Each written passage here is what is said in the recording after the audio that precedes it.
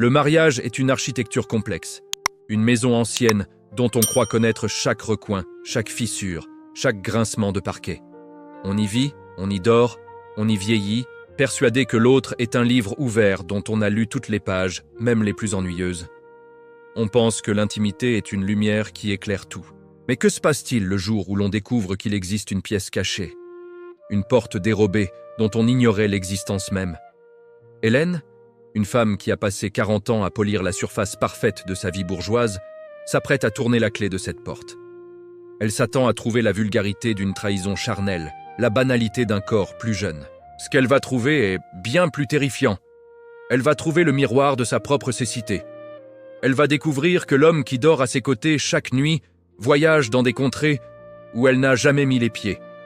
Si vous avez déjà ressenti ce frisson glacé, cette intuition soudaine que nous sommes tous des étrangers les uns pour les autres, alors cette histoire est la vôtre. Abonnez-vous maintenant pour explorer avec nous les souterrains de l'âme humaine, là où les secrets ne sont pas toujours ce que l'on croit. Le silence qui régnait dans l'appartement de l'avenue Henri Martin, dans le très huppé 16e arrondissement de Paris, n'était pas un silence de paix. C'était un silence de conservation, comme celui que l'on trouve dans les musées ou les mausolées de marbre. Il était 9 heures du matin. La lumière pâle de novembre filtrait à travers les rideaux de soie lourde, n'osant pas déranger la poussière qui n'existait pas. Hélène, 60 ans, se tenait debout dans le vestibule. Elle était vêtue comme si elle attendait des invités de marque, bien qu'elle fût seule. Un chemisier en soie crème, un pantalon de laine grise, des perles discrètes aux oreilles. Hélène était une femme maintenue, non pas par un homme, mais par sa propre volonté de faire. Elle s'était maintenue belle, maintenue digne, maintenue en vie malgré l'ennui qui, goutte à goutte, avait calcifié son existence. Son mari, Pierre, était parti depuis 1 heure. Maître Pierre Valois, notaire associé d'une des études les plus prestigieuses de la rive droite. Un homme de loi, de règles, de certitude. Un homme qui vivait sa vie comme il rédigeait ses actes, sans rature, sans passion, avec une précision métronomique. Hélène pensait tout savoir de lui. Elle connaissait la marque de ses chaussettes, fil d'Écosse, anthracite, la cuisson de son steak, saignant mais pas bleu, et la manière précise dont il rangeait ses dossiers le soir. Elle pensait que leur vie était une ligne droite, un chemin de fer tracé jusqu'à la mort.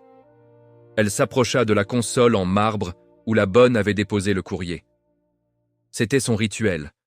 Trier les factures, les invitations au vernissage mondain, les publicités pour des croisières de luxe. Elle feuilletait les enveloppes avec une indifférence polie. Une lettre de la banque, une invitation au mariage de la fille des Berthelot. Et puis, soudain, ses doigts s'arrêtèrent. Ils rencontrèrent une texture différente. Une enveloppe Kraft, bon marché, rugueuse, qui jurait avec le papier vélin habituel. Elle lut l'expéditeur. Cabinet Morel & Fils, gestion immobilière, syndic de copropriété. Elle fronça les sourcils. Morel & Fils, ils ne possédaient aucun bien géré par ce cabinet. Leur appartement était géré par une agence de luxe de l'avenue Victor Hugo. La maison de campagne en Normandie était en gestion directe.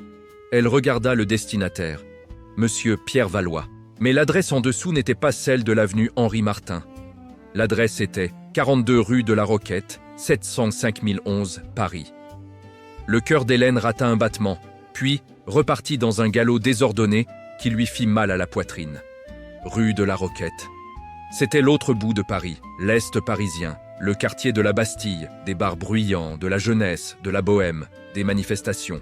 Qu'est-ce que Pierre, l'homme qui détestait le bruit et la foule, pouvait bien avoir à faire rue de la Roquette? L'enveloppe portait une mention rouge. Dernier avis avant procédure, charges impayées. Hélène sentit le sol de marbre se dérober sous ses chaussons de velours. Pierre avait un appartement, un autre appartement. Et vu la mention « impayé », cela faisait longtemps. Il menait une double vie. L'image s'imposa à elle avec la violence d'un coup de poing.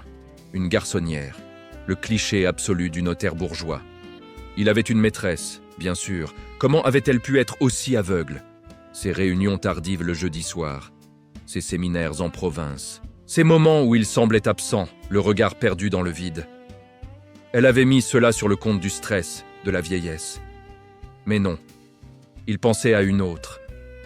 Elle prit un coupe-papier en argent sur la console. Sa main tremblait si fort qu'elle manqua de se couper. Elle déchira l'enveloppe avec une rage qu'elle ne se connaissait pas. Elle sortit le document. C'était bien cela. Un appel de charge pour un lot numéro 45, local sous les toits, 6e étage. Hélène s'appuya contre le mur pour ne pas tomber. La trahison n'était pas seulement sexuelle. Elle était géographique, financière, morale. Il avait construit un monde sans elle. Il avait acheté des murs pour abriter une autre peau que la sienne.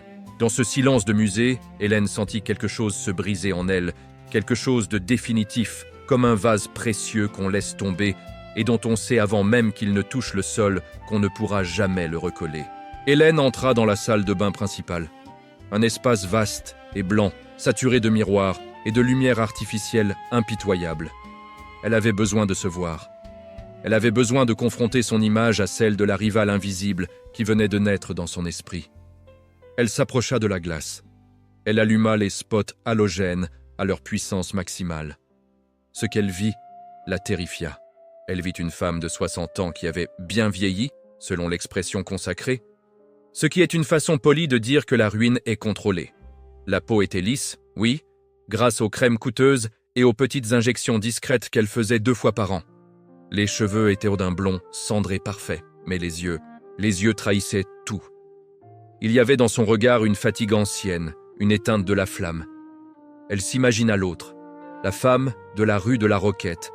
Elle devait avoir 30 ans, peut-être 25. Une étudiante en droit, une artiste, une de ces filles qui portent des jeans déchirés et qui fument des cigarettes roulées en riant la bouche grande ouverte. Elle devait avoir la peau ferme, élastique, cette peau qui n'a pas besoin de fond de teint. Elle devait avoir des seins qui tenaient tout seuls, un ventre plat, une énergie inépuisable. Pierre, avec son costume gris et ses cravates tristes, devait se sentir revivre à son contact. Il devait boire sa jeunesse comme un vampire boit du sang frais. « Tu es pathétique », murmura Hélène à son reflet. « Et tu es une vieille bourgeoise trompée, comme dans les vaudevilles. » La douleur se mua en une colère froide, chirurgicale. Elle n'allait pas pleurer. Elle n'allait pas l'attendre ce soir pour lui demander des explications qu'il nierait. Elle n'allait pas être la victime digne qui souffre en silence. Elle voulait voir, elle voulait des preuves. Elle voulait voir le lit défait, sentir l'odeur de l'autre femme, voir les bouteilles de vin vides qui traînaient. Elle voulait se faire mal, se saturer de réalité pour pouvoir le haïr totalement, sans retour possible.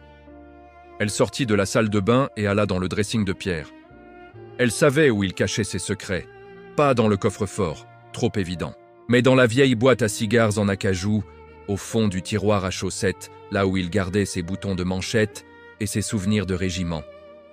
Elle ouvrit le tiroir. L'odeur de cèdre et de lavande l'assaillit. Elle ouvrit la boîte. Au milieu des insignes militaires et des pièces de monnaie étrangères, il y avait un trousseau de clés qu'elle ne connaissait pas, une clé de sécurité moderne et un badge Vigic bleu. Pas d'étiquette, l'anonymat du péché. Elle prit les clés. Le métal était froid dans sa paume moite. C'était l'arme du crime. Elle retourna dans sa chambre pour se changer. Elle ne pouvait pas y aller en tenue d'intérieur. Elle choisit ses vêtements comme on choisit une armure avant la bataille. Un tailleur pantalon noir, coupe stricte, des bottines en cuir à talons hauts pour se donner de la hauteur, de la prestance. Un grand manteau de laine noire. Elle mit ses lunettes de soleil de marque, bien qu'il pleuve dehors. Elle ne voulait pas que le monde voie ses yeux rougis. Elle voulait être le destin en marche, implacable et aveugle. Elle descendit, traversa le hall de l'immeuble sans répondre au salut du concierge et monta dans un taxi. « 42 rue de la Roquette », dit-elle d'une voix qui ne tremblait pas mais qui semblait venir d'outre-tombe. Le chauffeur la regarda dans le rétroviseur, surpris par la destination. Une dame du 16e qui va à la Bastille un mardi matin ? C'était une anomalie. Hélène regarda Paris défiler par la vitre mouillée. Les larges avenues haussmanniennes laissèrent place aux rues plus étroites, plus sales, plus vivantes de l'Est. Chaque feu rouge, chaque carrefour l'éloignait de sa vie connue pour la rapprocher du gouffre. Elle avait peur, une peur viscérale qui lui tordait l'estomac, mais elle ne pouvait plus reculer. La vérité l'attendait, et elle avait faim. Le taxi la déposa devant une grande porte cochère en bois bleu écaillé, couverte de tags indéchiffrables et d'affiches de concerts à moitié arrachées. Le contraste avec l'avenue Henri-Martin était si violent qu'Hélène eut un moment de vertige. Ici, la rue était vivante, bruyante, chaotique. Des scooters passaient en pétaradant. Des odeurs de kebab et de café brûlé saturaient l'air humide. Des jeunes gens aux cheveux colorés parlaient fort sur le trottoir. Hélène se sentait comme une astronaute débarquant sur une planète hostile, protégée seulement par son sac Chanel, qu'elle serrait contre elle comme un bouclier dérisoire. Elle s'approcha de la porte. Elle essaya le badge Vigic sur le lecteur. Un déclic lourd se fit entendre. La porte s'ouvrit. Elle entra dans une cour pavée, typique du faubourg Saint-Antoine. C'était un ancien quartier d'artisans, d'ébénistes, de doreurs sur bois. La cour était encombrée de vélos rouillés, de plantes en pot qui luttaient pour survivre et de poubelles qui débordaient. Au fond, il y avait un bâtiment en briques rouges, plus modeste, plus artiste. Hélène chercha l'escalier B, indiqué sur la lettre du syndic. Elle le trouva au fond de la cour, derrière une porte vitrée sale. Il n'y avait pas d'ascenseur. Évidemment. Sa rivale devait avoir des jambes solides et un cœur jeune pour grimper là-haut tous les jours. Pierre, qui se plaignait de ses genoux dès qu'il devait monter au premier étage de l'étude, gravissait donc ses marches pour elle. L'amour donne des ailes, ou du moins de l'endurance. Cette pensée brûla Hélène comme de l'acide. Elle commença l'ascension. L'escalier était étroit, en bois brut, les marches creusées par des siècles de passage. La rampe était poisseuse. L'odeur dans la cage d'escalier était un mélange complexe de cire, de poussière, de cuisine exotique venant des appartements voisins et de tabac froid. C'était l'odeur de la vie réelle, une odeur qu'Hélène avait chassée de son propre monde aseptisé. Premier étage, deuxième étage. Ses jambes commençaient à peser. Son cœur battait à tout rompre, résonnant dans ses oreilles comme un tambour de guerre. Troisième étage. Elle croisa un jeune homme qui descendait en courant, un carton à dessin sous le bras. Il la regarda, surpris de voir cette dame chic dans cet escalier décrépit, et marmonna un pardon, hâtif. Quatrième étage. Hélène dut s'arrêter. Elle s'appuya contre le mur, haletante. Ce n'était pas seulement l'effort physique, c'était le poids psychologique de chaque marche. Chaque pas la rapprochait de la destruction de son couple. Elle s'imaginait Pierre montant ici, excité, impatient, rajeuni par la perspective de l'adultère. Elle le haïssait. Elle le haïssait d'avoir cette énergie pour une autre. Cinquième étage, sixième étage. Enfin, il n'y avait qu'une seule porte sur le palier sous les toits. Une porte peinte en gris souris, la peinture s'écaillant par endroits. Il n'y avait pas de nom. Juste un paillasson, usé avec l'inscription « Welcome » presque effacée. Hélène resta debout devant cette porte pendant une minute entière. Elle tenait la clé à la main, elle tremblait. Elle savait que dès qu'elle tournerait cette clé, sa vie d'avant serait morte. Elle ne pourrait plus jamais faire semblant. Elle ne pourrait plus jamais dire « mon mari » avec la même certitude. Une partie d'elle voulait faire demi-tour, fuir, oublier la lettre, brûler les preuves et continuer le théâtre bourgeois jusqu'à la mort. C'était tentant. La lâcheté est toujours tentante car elle est confortable. Mais une autre partie d'elle, une partie blessée et orgueilleuse, exigeait la vérité. Si notre vie n'est qu'un mensonge, alors elle ne vaut pas la peine d'être vécue. Hélène prit une profonde inspiration, inséra la clé dans la serrure et tourna. Le mécanisme joua avec une fluidité surprenante, signe que la serrure était bien entretenue, souvent utilisée. La porte s'ouvrit dans un grincement léger. Hélène poussa le battant et entra, s'attendant à être assaillie par la preuve flagrante de l'infidélité. Elle s'était préparée mentalement à tout. La lingerie rouge jetée sur une chaise, les bouteilles de champagne vides, les draps en désordre, peut-être même l'odeur entêtante et vulgaire d'un parfum bon marché, de musc ou de vanille. Elle entra comme une policière sur une scène de crime, prête à cataloguer les horreurs. Mais ce qui la frappa d'abord, ce ne fut pas une image, ce fut une odeur puissante, âcre, qui la prit à la gorge. Ça ne sentait pas le parfum de femme, ça ne sentait pas le sexe, ni le renfermé, ni la cire à bougie romantique. Ça sentait l'huile de lin, la térébenthine, le solvant, la poussière de craie, une odeur chimique et organique à la fois, une odeur d'atelier, de travail, de matière brute, une odeur qui lui rappela instantanément, par un étrange court-circuit mémoriel, les arrière-boutiques des encadreurs ou les cours de dessin de son enfance qu'elle avait détestés. Hélène ouvrit les yeux qu'elle avait mis clos par réflexe défensif. Elle cligna des paupières, essayant d'ajuster sa vision à la pénombre relative de la pièce. Elle se trouvait dans un vaste studio sous les toits. Le plafond était haut, percé d'une immense verrière inclinée qui laissait entrer une lumière grise, crue, impitoyable. Cette fameuse lumière du Nord que les artistes recherchent désespérément car elle ne triche pas avec les couleurs. Il n'y avait pas de lit king size à baldaquin. Il n'y avait pas de tapis en fausse fourrure. Il y avait un vieux canapé défoncé en velours côtelé marron couvert de taches multicolores. Une table basse encombrée de tubes de peinture en métal, écrasés, tordus, éventrés comme des cadavres minuscules. Des bocaux de confiture remplis d'eau trouble et de pinceaux aux poils ébouriffés. Des chiffons maculés de rouge, de bleu, d'ocre, jetés en boule par terre. Le sol, un vieux parquet brut qui n'avait jamais connu la cire, était une constellation chaotique de gouttes de peinture séchées, une carte géographique d'accidents colorés. Hélène avança, ses talons claquant sinistrement sur le bois nu. Elle était totalement désorientée. Où était la maîtresse? Où était le nid d'amour? Était-ce l'atelier de la fille? Pierre entretenait-il une artiste bohème? Elle regarda les murs. Ils étaient couverts de croquis punaisés directement dans le plâtre. Du fusain, de la sanguine, de la mine de plomb. Des études de mains, nerveuses, crispées. Des études d'yeux, des courbes d'épaules. Pas de visage complet, juste des fragments de corps disséqués par un trait violent, presque agressif. Pierre peignait? L'idée était tellement absurde, tellement incongrue, qu'elle faillit éclater d'un rire hystérique. Pierre Valois, le notaire qui ne jurait que par le code civil et la propreté, dans ce taudis créatif? Pierre qui n'avait jamais manifesté le moindre intérêt pour l'art, sauf pour discuter de la valeur d'une succession? Elle s'approcha du centre de la pièce. Il y avait là un grand chevalet en bois, lourd, taché, qui trônait comme un autel païen. Il était tourné vers la fenêtre, dos à la porte. Une toile était posée dessus, recouverte d'un drap de lin blanc, sale, taché de gris et de brun. C'était l'œuvre en cours, le secret ultime. Autour du chevalet, empilées contre les murs, il y avait des dizaines, peut-être des centaines de toiles sur châssis.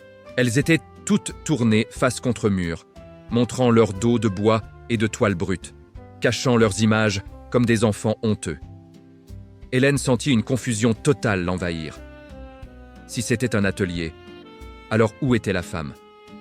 Peut-être était-elle le modèle? Peut-être peignait-il des nus, L'idée d'un Pierre transformé en peintre maudit, peignant des jeunes femmes nues sous cette verrière, était presque aussi grotesque que l'adultère classique. Mais elle avait le mérite d'expliquer l'odeur et le lieu. Elle tendit la main vers le drap qui couvrait le chevalet. Sa main tremblait encore, mais plus de peur, de curiosité, de vertige. Elle allait découvrir qui était vraiment son mari. Parfois, découvrir que l'on vit avec un inconnu est plus effrayant que de découvrir qu'on est trompé. La tromperie est une blessure narcissique. L'inconnu est un gouffre existentiel. Hélène retenait son souffle. Elle allait tirer le drap. D'un geste brusque, sec, presque violent, Hélène tira le drap de lin. Le tissu glissa au sol dans un bruissement soyeux, soulevant un petit nuage de poussière de craie. La toile se révéla dans la lumière froide de midi. Hélène poussa un cri étouffé, portant instinctivement ses deux mains à sa bouche, comme pour empêcher son âme de s'enfuir. Elle recula de 2 pas, manquant de trébucher sur un bidon de White Spirit. Ses jambes heurtèrent le vieux canapé, et elle s'y laissa tomber, les yeux écarquillés, fixés sur l'image. Ce n'était pas un nu lascif. Ce n'était pas une inconnue à la beauté insolente. C'était elle. C'était Hélène. Mais pas l'Hélène qu'elle voyait dans le miroir le matin, cette version contrôlée, apprêtée, sociale. C'était une Hélène vue à travers un prisme d'une intensité bouleversante, presque insoutenable. Sur la toile, elle était peinte à l'huile, avec une matière épaisse, triturée. Elle était représentée assise dans le fauteuil du salon de l'avenue Henri Martin, en train de lire, la tête penchée, une mèche de cheveux tombant sur son visage. Elle portait sa robe de chambre bleue, celle qu'elle ne mettait que le soir, quand personne ne la voyait. Ce qui choquait Hélène, ce n'était pas la ressemblance, qui était photographique dans l'esprit, mais interprétée dans la forme. C'était la manière dont elle était peinte. Ce n'était pas flatteur au sens magazine. L'artiste n'avait pas gommé les rides. Au contraire, il les avait sculptées avec de la peinture, comme des canyons de lumière. On voyait l'affaissement léger de la mâchoire. On voyait la fatigue autour des yeux. On voyait la gravité qui tirait les chairs vers le bas. Mais il y avait dans ce regard peint une tendresse, une adoration, une sacralisation de sa personne qui lui coupa le souffle. L'artiste n'avait pas peint une vieille femme en déclin. Il avait peint une reine fatiguée. Il avait capturé une mélancolie, une noblesse tragique qu'Hélène elle-même ignorait porter. Il avait vu la beauté là où elle ne voyait que des défauts. Tremblante, comme si elle commettait un sacrilège, Hélène se leva et se tourna vers les toiles empilées contre les murs. Elle commença à les retourner, une par une, frénétiquement. Le choc fut physique, répété, martelant. Chaque toile était Hélène. Une Hélène à 30 ans, riant aux éclats lors d'un pique-nique en Normandie, la bouche grande ouverte, les dents imparfaites mais joyeuses, les cheveux au vent. Une toile pleine de soleil et de vent. Une Hélène à 40 ans, endormie sur ce même canapé peut-être, la bouche entr'ouverte, vulnérable, sans ses défenses sociales, une main posée sur sa poitrine. Une Hélène à 50 ans, pleurant, elle reconnut le jour de la mort de sa mère, le visage ravagé par le chagrin, rouge, gonflé, mais d'une beauté biblique, une piéta moderne. Il y en avait partout, des centaines d'Hélènes, des Hélènes habillées, nues, tristes, colériques, pensives, malades, triomphantes. C'était une obsession, une monomanie absolue. Pierre n'avait pas une maîtresse. Pierre avait une muse. Et cette muse, c'était elle. Mais pourquoi ici? Pourquoi en secret?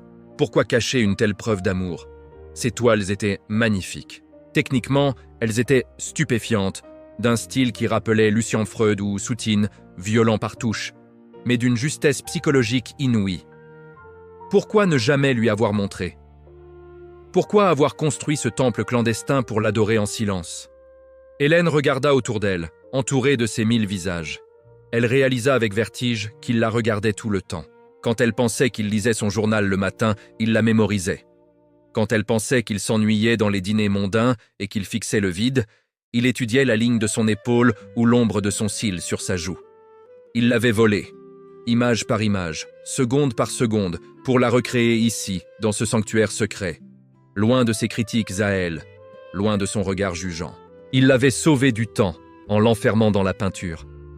Si vous pensez que l'amour se dit toujours avec des mots, regardez ces toiles. Parfois, l'amour se crie en silence, avec des couleurs et de la térébenthine, dans une chambre de bonne sous les toits de Paris.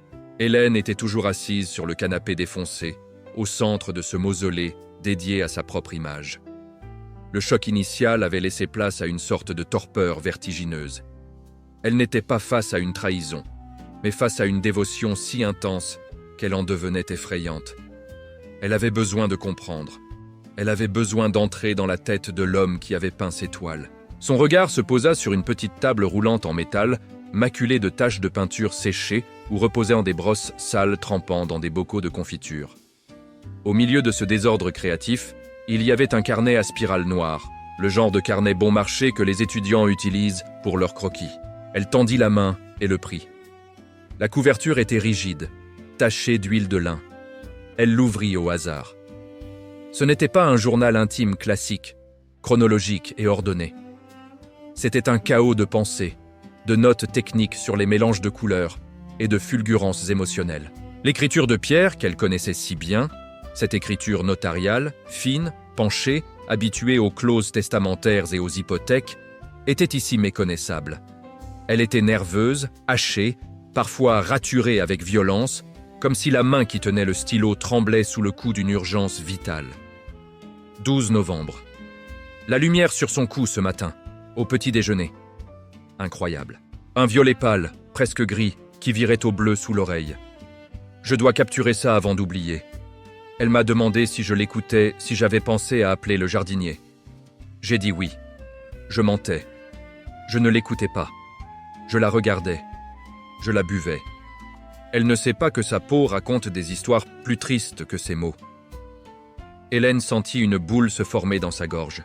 Elle tourna la page, les doigts tremblants. 4 mars, elle se trouve laide. Elle a dit ce matin devant la glace de l'entrée en mettant son manteau « Je suis une ruine, regarde ses poches sous les yeux ». Si elle savait que la ruine est plus belle que le palais neuf. les fissures laissent passer la lumière. Je veux peindre ces fissures, mais elle ne comprendrait pas. Elle voudrait que je la peigne lisse, retouchée, comme sur ces photos de magazines qu'elle laisse traîner. Elle détesterait ma vérité. Elle détesterait voir que j'aime ce qu'elle essaye de cacher. Hélène ferma les yeux un instant. Une larme chaude roula sur sa joue. Elle se revit, ce matin-là, pestant contre son reflet, se tartinant de correcteur. Elle avait cru que Pierre ne la regardait pas, ou qu'il la regardait avec pitié. Il la regardait avec adoration, mais une adoration complexe, qui acceptait le déclin. Elle continua sa lecture, remontant le temps. 28 juin. J'étouffe à l'étude. Ces contrats, ces morts, ces héritages, je suis un greffier de la fin. Ici, je suis vivant. Ici, je la recrée. C'est ma seule façon de la posséder vraiment. Dans la vraie vie, elle est insaisissable, elle est sociale, elle est parfaite, elle est Madame Valois. Ici, elle est Hélène. Elle est à moi. Elle est humaine. Je me souviens de ce qu'elle m'a dit il y a 30 ans, quand j'ai voulu m'inscrire aux Beaux-Arts du soir. « Pierre, sois sérieux. On ne paie pas les factures avec des gribouillages. Tu es notaire, pas bohème. » Elle avait raison, socialement. Mais elle a tué quelque chose ce jour-là. J'ai dû enterrer le peintre pour qu'elle puisse aimer le notaire. Cet appartement est ma tombe et ma résurrection. Hélène lâcha le carnet comme s'il était brûlant. La culpabilité s'abattit sur elle, lourde, écrasante. Elle se souvenait de cette phrase. Elle l'avait prononcée avec cette arrogance de la jeunesse bourgeoise qui pense que la sécurité matérielle est le but ultime de l'existence. Elle l'avait castré. Elle avait tué l'artiste en lui pour sculpter le mari convenable dont elle avait besoin pour briller en société. Elle n'était pas la victime de cette double vie. Elle en était l'architecte, c'était elle le geôlier.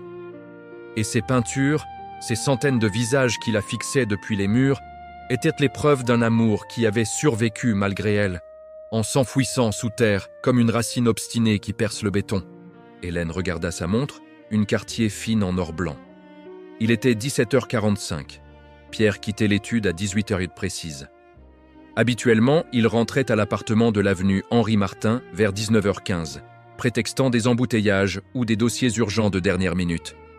Mais Hélène savait maintenant, avec une certitude absolue, qu'il ne rentrait pas à la maison. Il venait ici.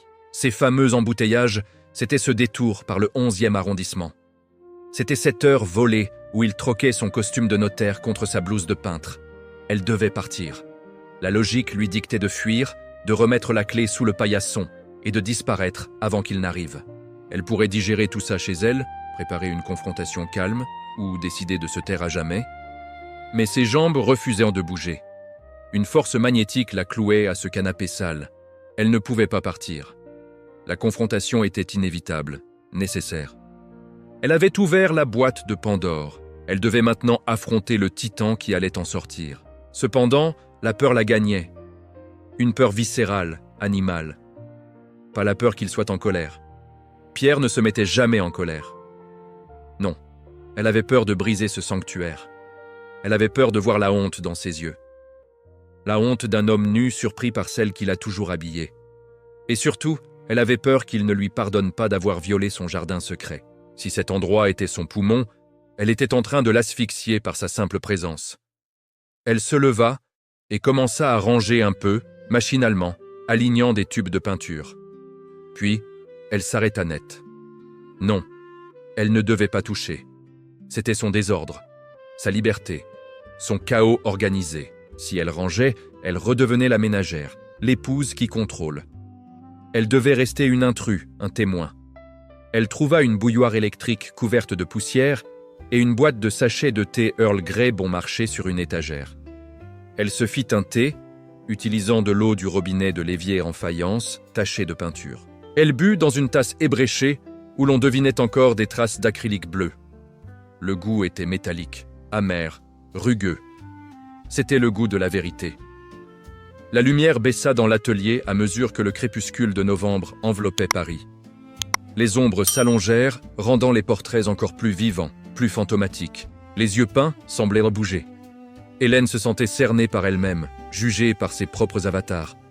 Soudain, vers 18h40, elle entendit le bruit lourd de la porte cochère en bas, dans la cour. Puis des pas dans l'escalier en bois. Des pas lents, réguliers, fatigués. Toc, toc, toc. Le bruit des semelles de cuir sur le bois ancien. Elle connaissait ce rythme, c'était la marche de Pierre.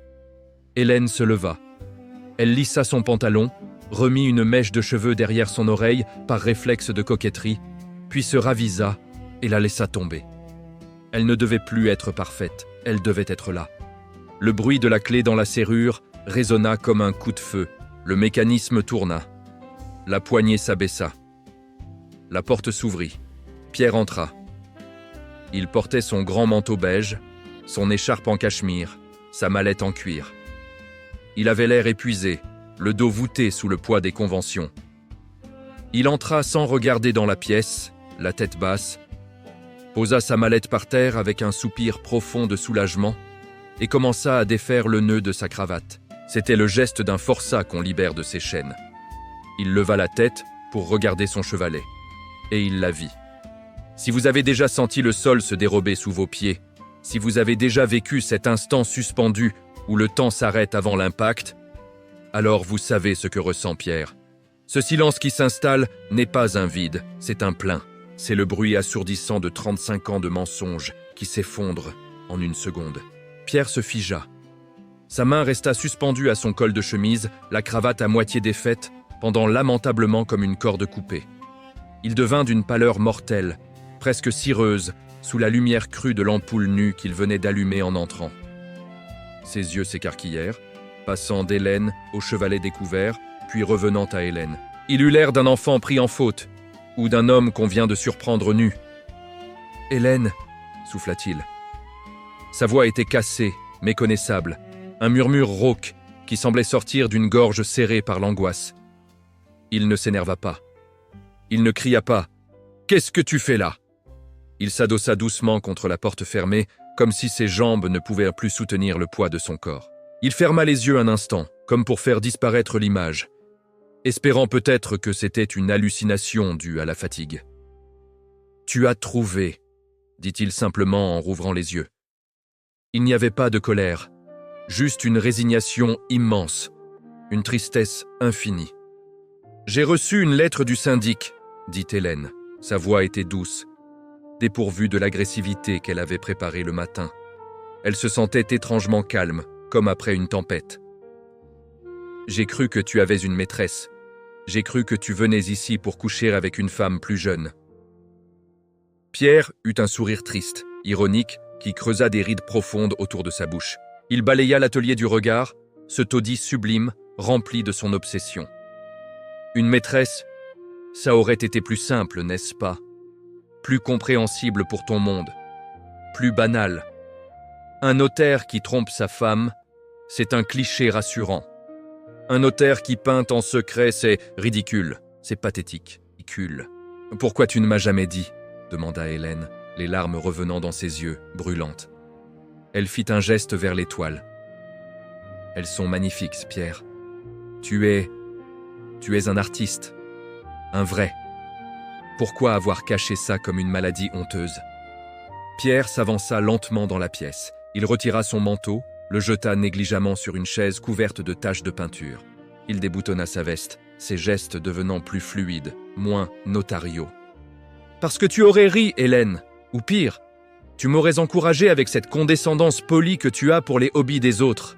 Tu aurais dit « C'est bien, mon chéri, ça te détend, c'est ton yoga à toi. » Il imita sa voix avec une précision cruelle.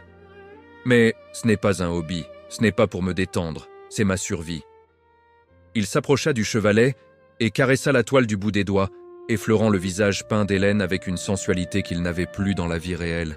« Je ne peins pas pour passer le temps, je peins pour ne pas devenir fou. Je peins pour supporter les actes de vente, les familles qui se déchirent pour un canapé. L'hypocrisie de nos dîners mondains où on parle de golf et de défiscalisation. Et surtout, je peins pour continuer à te voir. » Il se tourna vers elle, les yeux brillants d'une intensité fiévreuse qu'Hélène ne lui avait vue que lors de leur premier rendez-vous, il y a 40 ans. « Tu sais ce que c'est, le mariage, Hélène ?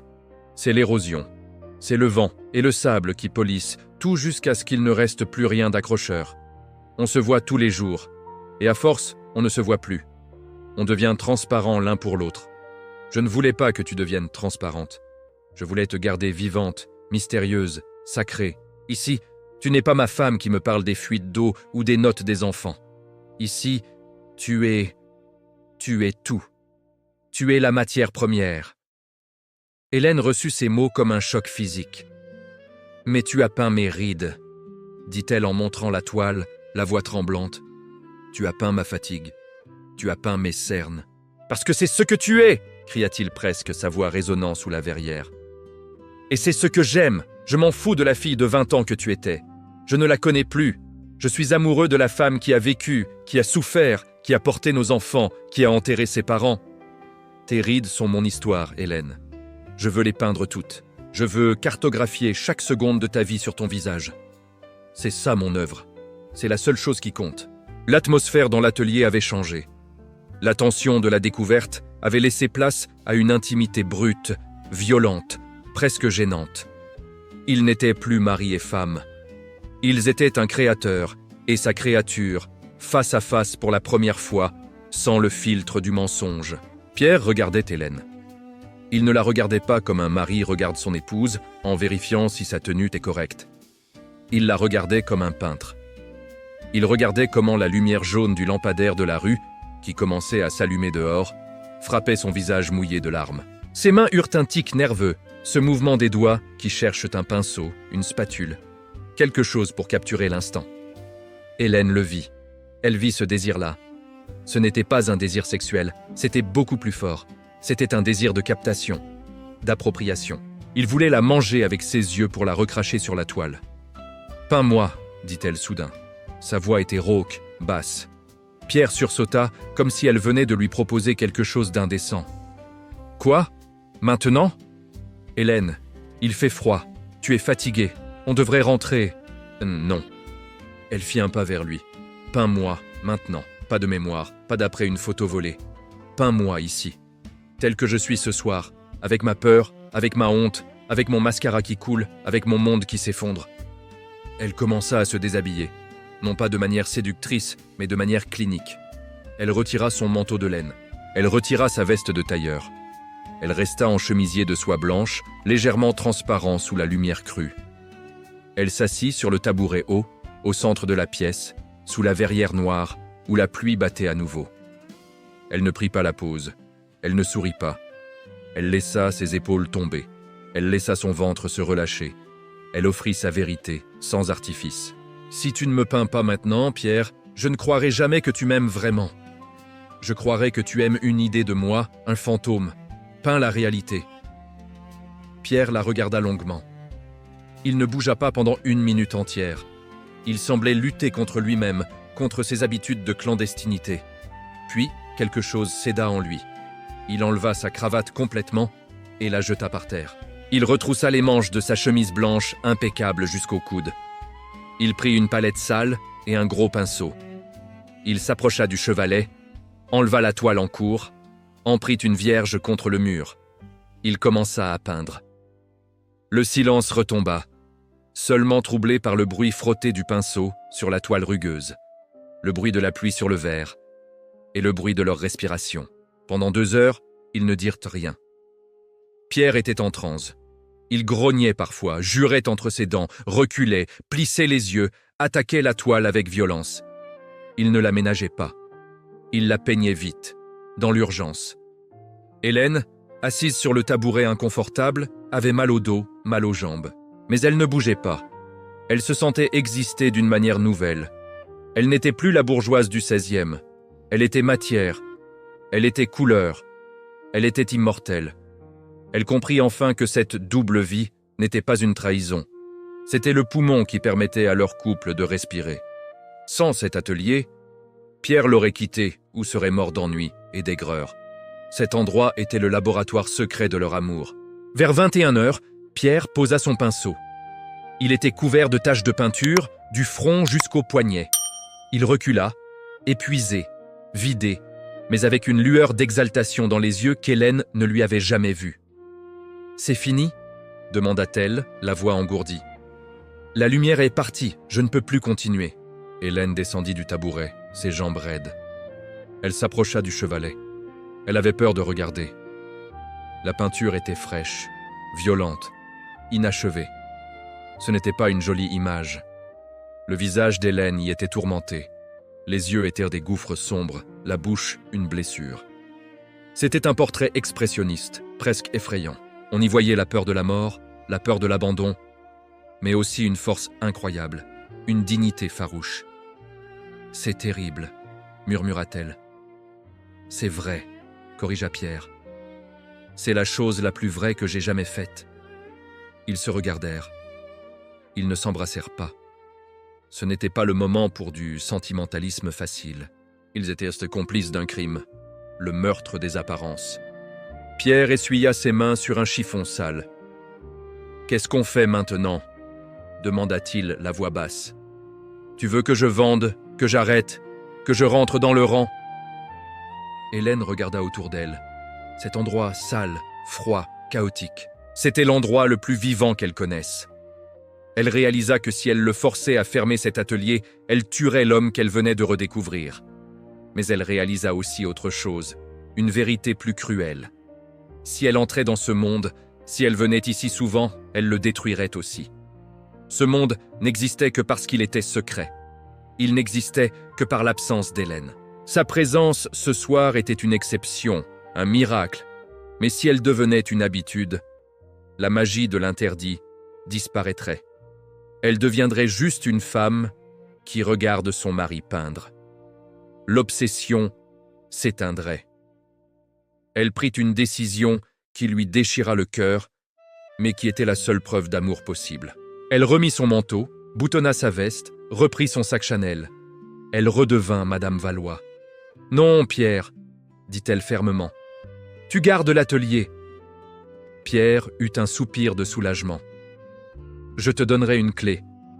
Tu pourras venir. »« Non » coupa-t-elle. « Je ne veux pas de clé. » Pierre la regarda stupéfait. « Pourquoi ?»« Parce que si je viens, tu cesseras de me rêver. Tu cesseras de me chercher. Je veux rester ta muse, Pierre, pas devenir ton modèle du dimanche. Je veux que tu continues à venir ici en secret. Je veux que tu continues à me voler. » Elle s'approcha de lui, posa sa main gantée sur sa joue tachée de bleu de Prusse. « Je ne reviendrai jamais ici. Cet endroit est à toi. Et Hélène, l'Hélène d'étoile, elle est à toi aussi. Mais l'Hélène de l'avenue Henri Martin, celle qui t'attend pour dîner, elle a besoin que tu rentres ce soir. » Ils sortirent de l'immeuble séparément.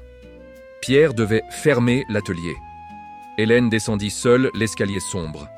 En bas, dans la rue de la Roquette, elle héla un taxi.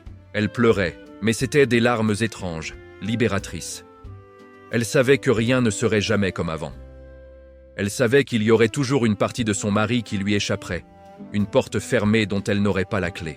Mais elle savait aussi qu'à chaque fois qu'il franchirait cette porte, c'était pour la retrouver, elle. Et l'aimer d'une manière absolue qu'aucun autre homme ne pourrait jamais égaler. Elle acceptait d'être partagée, non pas avec une autre femme, mais avec l'art. Et au fond d'elle-même, en regardant Paris défiler, elle sut que c'était la plus belle victoire de sa vie. Elle ne serait jamais une vieille femme oubliée. Elle serait éternelle, enfermée dans l'odeur de la térébenthine et du secret. La vie nous demande souvent de choisir entre la sécurité et la vérité. Hélène et Pierre ont choisi une troisième voie, celle du mystère partagé. Ils ont compris que pour qu'un amour dure, il faut qu'il garde une part d'ombre, un jardin secret où l'on peut être soi-même pour mieux revenir vers l'autre. Si cette histoire a résonné en vous, si elle a touché vos propres silences, alors notre mission est accomplie. Nous sommes tous des œuvres d'art inachevées, attendant le regard qui saura révéler notre beauté cachée. Abonnez-vous et continuez à chercher la lumière dans les fissures de votre propre existence.